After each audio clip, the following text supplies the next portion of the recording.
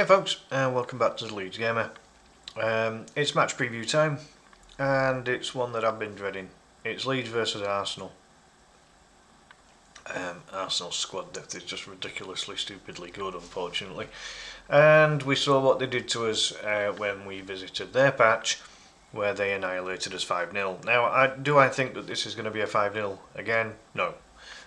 Leeds are far better equipped now with the 10 new players kind of getting used to the division and getting used to how to play for Leeds United.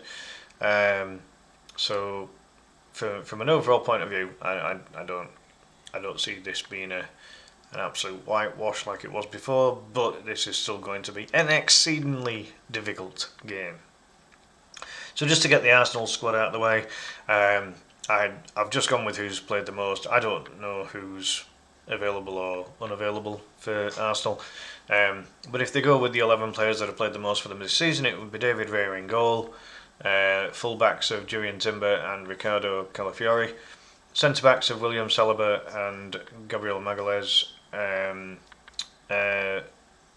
central midfield of Declan Rice, Martin Zubimendi, with Mikel Merino pushing forward, and then Bukayo Saka on the right wing, Leandro Trossard on the left wing, with Victor Gyökeres up front. Whether they go with that lineup, whether they go with that system, that formation, I don't know, but that's my prediction anyway. As far as Leeds is concerned, injury concerns for Lucas Mecha, who didn't get selected in the Everton game because Daniel Farke announced today that Mecha's got a small hamstring problem, so I think he'll miss out for this Arsenal game. Gabby Gudmundsson and Jakob Biol will also likely miss out for the Arsenal game, but all three of them are expected to hopefully be back in time for the game against Nottingham Forest, which will be a big boost if we can get all three of those fit for that game, because I think we need them all more for the Forest game, because that is such a must-win game, really. It's a game that would put a little bit of daylight between Leeds and Forest in the table, so vitally important that we win that one. So ultimately, if Daniel Farke can get a full squad for that one, then he can hopefully pick the correct 11 and correct subs bench. Anyway, so those three outfielders missing due to injury, and Meslier and Cairns missing out because there's only 2 goalkeeper slots in the squad. So as far as the bench is concerned, I think it'll be Lucas Perry, Sam Byram, Ilya Gruev. I'm torn between whether Sean Longstaff starts or not, but for now, again, he's still trying to build his fitness up after being injured for a while, so I think he might be on the bench. Outenaka didn't perform amazing in his last appearance. He got about 20 odd minutes against Everton, and look, that was a shadow of Tanaka's former self, really. So he'll be on the bench. Wilfred Gnonto always seems to be behind Noah Okafor in terms of a wing option. I don't think Facundo Buonanotte is going to start. Again, I think he's still kind of adapting to life at Leeds. But look at who else is on the bench. Dan James. He's back.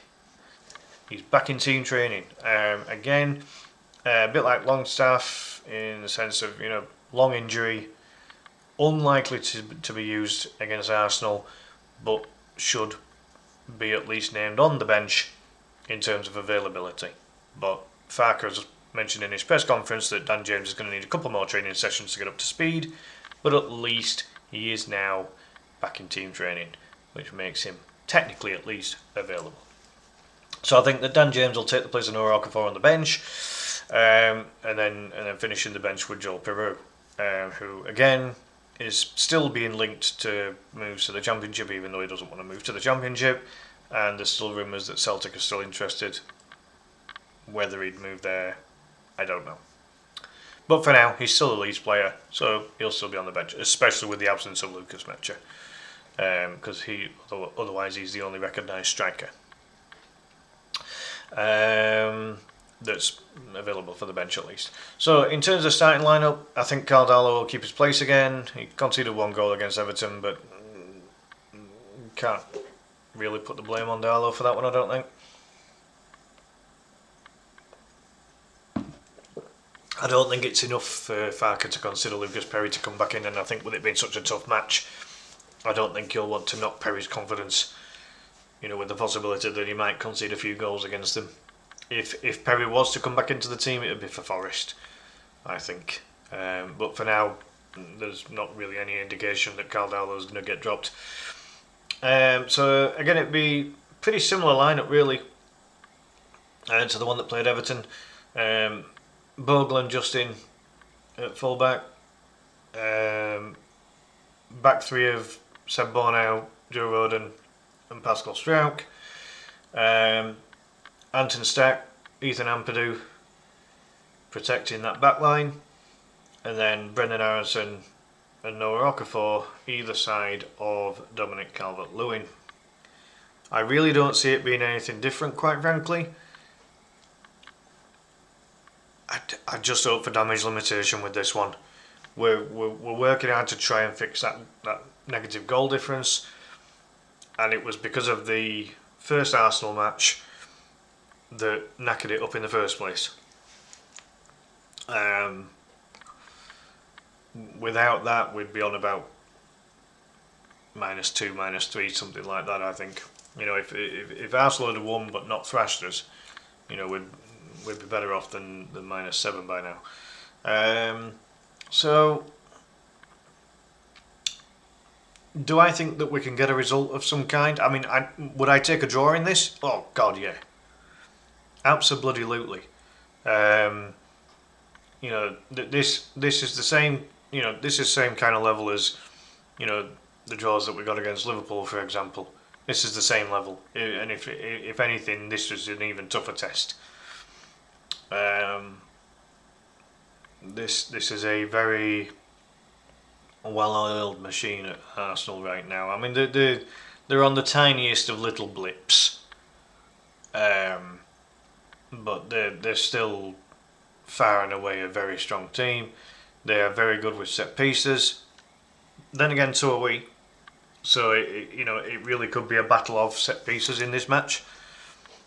Who comes out the better with them in terms of scoring from them and also defending against them? Daniel Farker's gonna have to make it. He's gonna have to drill it into the team. Do not let Arsenal get free kicks near our box, and don't give them any corners. It's got to be the way, because that's how they attack. That's how they score goals. So we really need to be on his mettle here. It's got to be an extremely professional performance from Leeds United. Can we beat Arsenal? There's a very tiny chance, but I'm not going into this with a shed load of confidence. I mean, to kind of put it in perspective, if this 11 plays, they could still call upon, if these players are still available and not injured or anything, they could still call on Martin Odegaard, Eberechi Eze, Piero Hincapi, Noni Madueke, Gabriel Martinelli, Christian Mosquera, Ben White, Miles Lewis-Skelly, Gabriel Jesus, Christian Norgard, Kai Havertz, and Max Dowman. I mean, Dowman's a kid, and he has gone out on loan, I think, so he's unavailable now. But you look at some of those backups, I mean, Christ's sake, they could play an 11 with those backups. And that's not including the goalkeepers, because obviously Reyes played everything, so their backup goalkeepers are Kepa, Arrizabalaga and Tommy Setford. So it's like, well, they could play Kepa in goal instead of Reyes, and it'd still be really strong. They could play Ben White at centre back, it'd still be really strong at centre back. They could play Odegaard instead of, I don't know, Declan Rice, and it'd still be really strong. They could play Gabriel Jesus instead of Victor Gyökeres, and it'd still be really strong. You know what I mean? This squad is ridiculous. The players that are definitely unavailable are Karl Hein, the goalkeeper, Jakub Kivior, Alexander Zinchenko, Fabio Vieira, Ethan Nwaneri, and Reece Nelson, because they're out on loan. So, yeah, we're like squad depth wise, in comparison, we're screwed. But most teams are screwed against that kind of squad depth. So we're just gonna have to find a way of stopping them, limiting their chances, just being really tight and compact. Don't leave any space out wide. Don't let them get crosses in. But again, they score a lot of their goals from set pieces. They're not a free scoring, open play type team. You know, they do rely a lot on free kicks and corners. So we'll have to see. But I do see this as being an extremely defensive lineup. To be honest, it wouldn't surprise me if Daniel Farke goes with Brendan Aronson kind of like the backup attacker with DCL, and instead of Noah Okafor, plays either Sean Longstaff or Ilya Gruev, and that we go with even more defensive midfield cover to protect that back line. It wouldn't surprise me if that was to happen. I don't really think that there's anything that can be done with fullback. He could maybe risk Sam Byram, who's maybe a little bit less effective going forward than Jayden Bogle. But again, we've got to.